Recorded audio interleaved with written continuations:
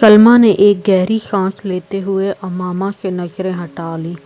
वो छुट्टियों में घर आई हुई थी और जितने दिन वो यहाँ रहती उनकी नज़रें उसी पर मरकूज़ रहती।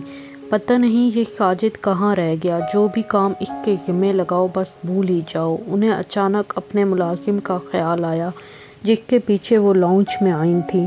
बुड़बुड़ाते हुए वो लाउंज से निकल गईं।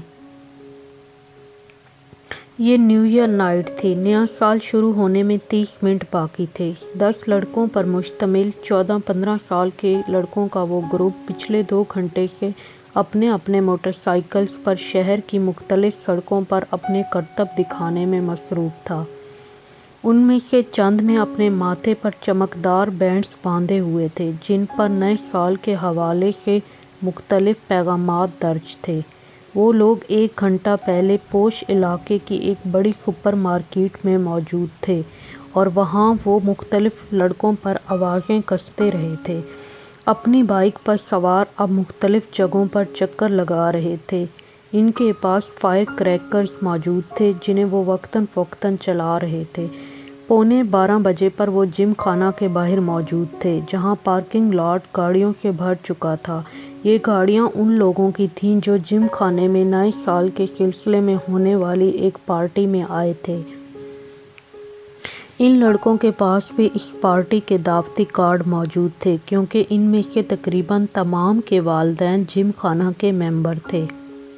वो लड़के अंदर पहुंचे तो 11:55 हो रहे थे। चंद मिनटों बाद डांस फ्लोर समेत तमाम जगहों की लाइट्स ऑफ हो जाना थी और इसके बाद बाहर लॉन में आतिशबाजी के एक मुजाहरे के साथ नया साल शुरू होने पर लाइट्स ऑन होना थी और इसके बाद तकरीबन तमाम रात वहाँ रक्स के साथ साथ शराब पी जाती जिसका एहतमाम नए साल की इस तकरीब के लिए जिम खाना की इंतज़ामिया ख़ास तौर पर करती थी।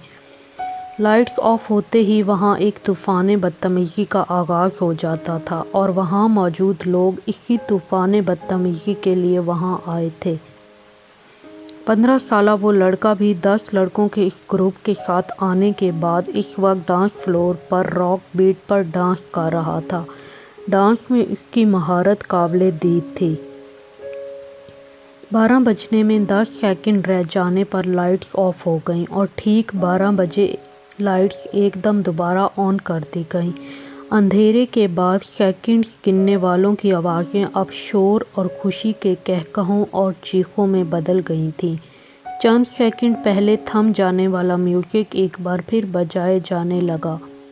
वो लड़का अब अपने दोस्तों के साथ बाहर पार्किंग में आ गया जहां बहुत से लड़के अपनी अपनी गाड़ियों के हॉर्न बजा रहे थे। इन्हीं लड़कों के साथ बियर के कैन पकड़े वो वहां मौजूद एक गाड़ी की छत पर चढ़ गया।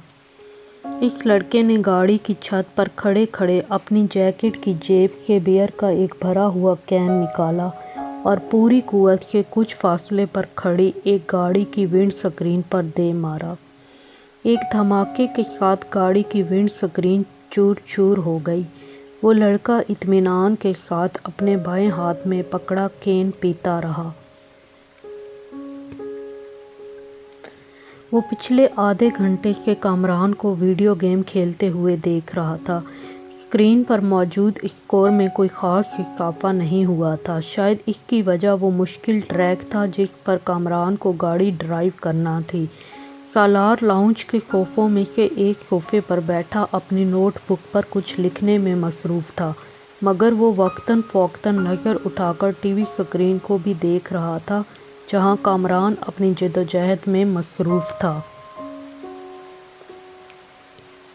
ठीक आधे घंटे बाद उसने नोटबुक बंद करके सामने पड़ी मेज़ पर रख दी, फिर मुंह पर हाथ रखकर जमाई रोकी। दोनों टांगें सामने पड़ी मेज़ पर रखकर और दोनों हाथों की उंगलियां सर के पीछे बांधे वो कुछ देर स्क्रीन को देखता रहा जहां कामरान अपने तमाम चांसें ज़ाया करने के बाद एक बार फिर नया गेम खेलने की तैयारी कर रहा था। क्या प्रॉब्लम है कामरान? सालार ने कामरान को मुखातिब किया। ऐसे ही नया गेम लेकर आया हूँ मगर स्कोर करने में बड़ी मुश्किल हो रही है, कामरान ने बेजारी से कहा। अच्छा मुझे दिखाओ। उसने सोफ़े से उठकर रिमोट कंट्रोल उसके हाथ से ले लिया। کامران نے دیکھا پہلے 20 سیکنڈ میں ہی سالار اسے جس سپیڈ پر دوڑا رہا تھا اس سپیڈ پر کامران اب تک نہیں دوڑا پایا تھا۔ جو ٹریک اسے بہت مشکل لگ رہا تھا وہ سالار کے سامنے ایک بچکانہ چیز محسوس ہو رہا تھا۔ 1 منٹ کے بعد وہ جس سپیڈ پر گاڑی دوڑا رہا تھا اس سپیڈ پر کامران کے لیے اس پر نظریں جمانا مشکل ہو گیا، جبکہ سالار اس سپیڈ پر بھی گاڑی کو مکمل طور پر کنٹرول کیے ہوئے تھا۔ 3 منٹ کے بعد کامران نے پہلی بار گاڑی کو ڈگمگاتے اور پھر ٹریک سے اتار کر دھماکے کے ساتھ تباہ کرتے دیکھا۔ کامران نے کچھ مسکراتے ہوئے مڑ کر سالار کو دیکھا۔ گاڑی کیوں تباہ ہوئی تھی وہ جان گیا تھا۔ ریموٹ اب سالار کے ہاتھ کی بجائے میز پر پڑا تھا اور وہ اپنی نوٹ بک اٹھائے کھڑا ہو رہا تھا۔ کامران نے سر اٹھا کے اسے دیکھا۔ بہت بورنگ گیم ہے، سالار نے تبصرہ کیا اور کامران کی ٹانگوں کو پھلانگتے ہوئے لاؤنج سے باہر نکل گیا۔ کامران ہونٹ بھینچے 7 ہندسوں پر مبنی اس اسکور کو دیکھ رہا تھا جو اسکرین کے ایک کونے میں جگمگا رہا تھا۔ کچھ نہ سمجھ آنے والے انداز میں اس نے بیرونی دروازے کو دیکھا جس سے وہ غائب ہوا تھا۔ وہ دونوں ایک بار پھر خاموش تھے۔ اسجد کو الجھن ہونے لگی۔ امامہ اتنی کم گو نہیں تھی جتنی وہ اس کے سامنے ہو جاتی تھی۔ پچھلے آدھے گھنٹے میں اس نے گنتی کے لفظ بولے تھے۔ وہ اسے بچپن سے جانتا تھا، وہ بہت خوش مزاج تھی۔ ان دونوں کی نسبت ٹھہرائے جانے کے بعد بھی ابتدائی سال میں اس میں کوئی تبدیلی نہیں آئی۔ اسجد کو اس سے بات کر کے خوشی محسوس ہوتی تھی۔ وہ بلا کی حاضر جواب تھی، مگر پچھلے کچھ سالوں میں وہ ایک دم بدل گئی تھی اور میڈیکل کالج میں جا کر تو یہ تبدیلی اور بھی زیادہ محسوس ہونے لگی تھی۔ اسجد کو بعض دفعہ یوں محسوس ہوتا جیسے وہ اس سے بات کرتے ہوئے حد درجہ محتاج رہتی ہے۔ کبھی وہ الجھی ہوئی سی محسوس ہوتی اور کبھی اس کے لہجے میں عجیب سی بیزاری محسوس ہوتی۔ اسے لگتا وہ جلد از جلد اس سے چھٹکارا پا کر اس کے پاس سے اٹھ کر چلی جانا چاہتی ہے۔ اس وقت بھی وہ ایسا ہی محسوس کر رہا تھا۔ میں کئی بار سوچتا ہوں کہ میں خواہ ہی تمہارے لیے یہاں آنے کا تردد کرتا ہوں۔ تمہیں تو اس سے کوئی فرق نہیں پڑتا ہوگا کہ میں آؤں یا نہ آؤں، اسجد نے ایک گہری سانس لے کر کہا۔ وہ اس کے بالمقابل لان چیئر پر بیٹھی دور باؤنڈری وال پر چڑھی ہوئی بیل کو گھور رہی تھی۔ اسجد کی شکایت پر اس نے گردن ہلائے بغیر اپنی نظریں بیل سے ہٹا کر اسجد پر مرکوز کر دیں۔ اسجد نے سوالیہ نظروں سے اسے دیکھا مگر وہ خاموش رہی، تو اس نے لفظوں میں کچھ رد و بدل کے ساتھ اپنا سوال دہرایا۔ تمہیں میرے نہ آنے سے کوئی فرق نہیں پڑے گا ماما، کیوں ٹھیک کہہ رہا ہوں میں؟ اب میں کیا کہہ سکتی ہوں اس پر؟ تم کم از کم انکار تو کر سکتی ہو، میری بات کو جھٹلا سکتی ہو کہ ایسا نہیں ہے، میں غلط سوچ رہا ہوں اور ایسی بات نہیں ہے، آپ غلط سوچ رہے ہیں، امامہ نے اس کی بات کاٹ کر کہا۔ اس کا لہجہ اب بھی اتنا ہی ٹھنڈا اور چہرہ اتنا ہی بے تاثر تھا جتنا پہلے تھا۔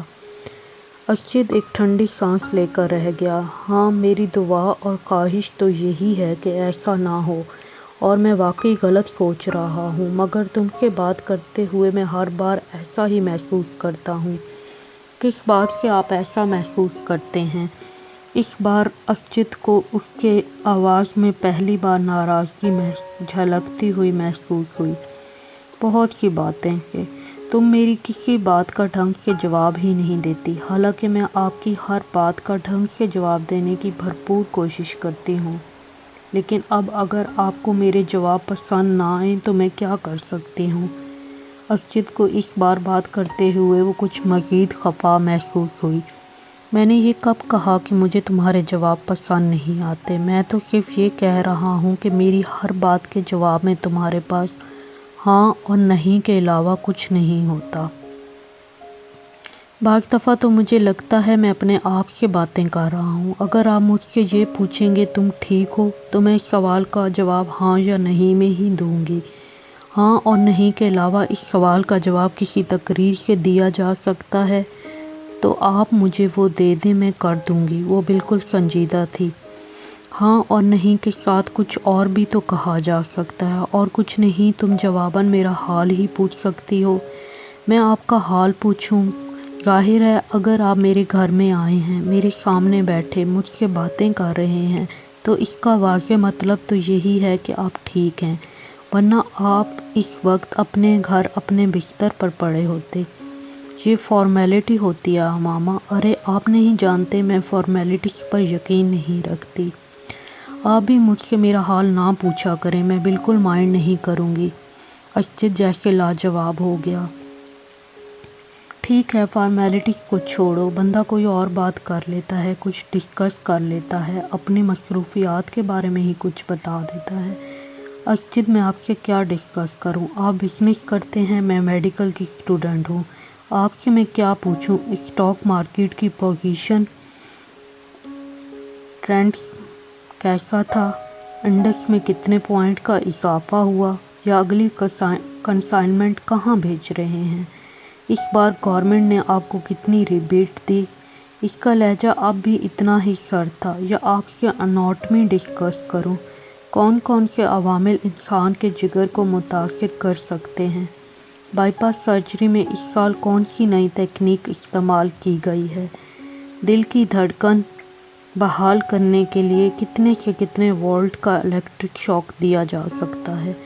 تو ہم دونوں کی مصروفیات تو یہ ہیں، ان کے بارے میں ڈسکشن سے آپ اور میں محبت اور بے تکلفی کی کون سی نئی منزلیں طے کریں گے، وہ میری سمجھ سے باہر ہے۔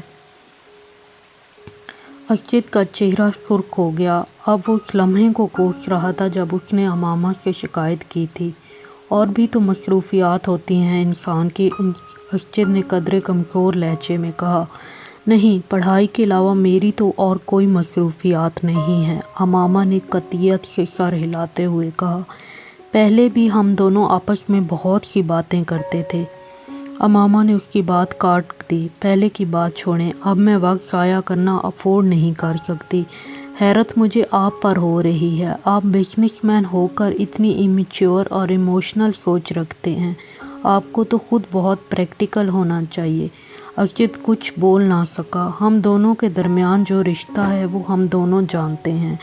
اب اگر آپ میری پریکٹیکل اپروچ کو بے التفاتی، بے نیازی، ناراضگی سمجھیں تو میں کیا کر سکتی ہوں؟ میں آپ کے ساتھ یہاں بیٹھی ہوں تو اس کا مطلب یہی ہے کہ میں اس رشتے کو اہمیت دیتی ہوں، ورنہ کوئی اجنبی تو اس طرح یہاں میرے ساتھ بیٹھ کر چائے نہیں پی سکتا۔ وہ ایک لمحے کے لیے رکی۔ اور جہاں تک اس بات کا تعلق ہے کہ آپ کے آنے یا نہ آنے سے مجھے کوئی فرق پڑے گا یا نہیں، حقیقت یہ ہے کہ ہم دونوں ہی بہت مصروف رہتے ہیں۔ ہم ماڈرن ایج کی پیداوار ہیں۔ نہ میں کوئی ہیر ہوں اور نہ آپ رانجھے کے قبیلے سے تعلق رکھتے ہیں کہ میرے لیے گھنٹوں یہ فریضہ سر انجام دیں۔ سچ یہی ہے کہ فرق واقعی نہیں پڑتا، ہم دونوں ملیں یا نہ ملیں، باتیں کریں یا نہ کریں، ہمارا رشتہ وہی رہے گا جو اب ہے، یا آپ کو لگتا ہے اس میں کوئی تبدیلی آ سکتی ہے؟ اگر اسجد کے ماتھے پر پسینہ نہیں آیا تھا تو اس کی واحد وجہ دسمبر کا مہینہ تھا۔ ان دونوں کی عمر میں 8 سال کا فرق تھا، مگر اس وقت پہلی بار اسجد کو یہ فرق 18 سال کا محسوس ہوا۔ وہ اسے اپنے سے 18 سال بڑی لگی تھی۔ 2 ہفتے پہلے وہ 19 سال کی ہوئی تھی، مگر اس وقت اسجد کو لگ رہا تھا جیسے وہ ٹین ایج سے سیدھی ادھیڑ عمری میں چلی گئی تھی، اور خود وہ ایک بار پھر سے پری ٹین ایج میں آ گیا تھا۔ وہ اس کے مقابل ٹانگ پر ٹانگ رکھتے اسجد کے چہرے پر نظریں جمائے اسی بے تاثر انداز میں اس کے جواب کی منتظر تھی۔ اسجد نے کرسی کے ہتھے پر ٹکے اس کے ہاتھ میں منگنی کی انگوٹھی کو دیکھا اور کھنکار کر اپنا گلا صاف کرنے کی کوشش کی۔ تم بالکل ٹھیک کہہ رہی ہو، میں صرف اس لیے ڈسکشن کی بات کر رہا تھا کہ ہمارے درمیان انڈرسٹینڈنگ ڈیولپ ہو سکے۔